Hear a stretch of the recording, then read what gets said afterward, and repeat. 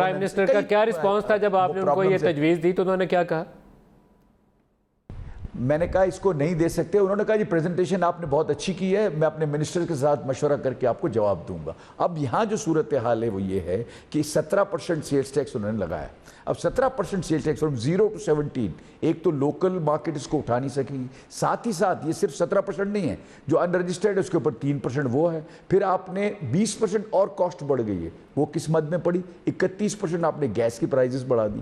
Devaluation روپی کی وجہ سے تقریباً 30 سے 35% ہمارے را مٹیریل کی قیمت بڑھ گئیں. اس کے بعد آپ نے الیکٹریسٹی کے اوپر سبسڈی وڈرا کر لی 3 روپے کی.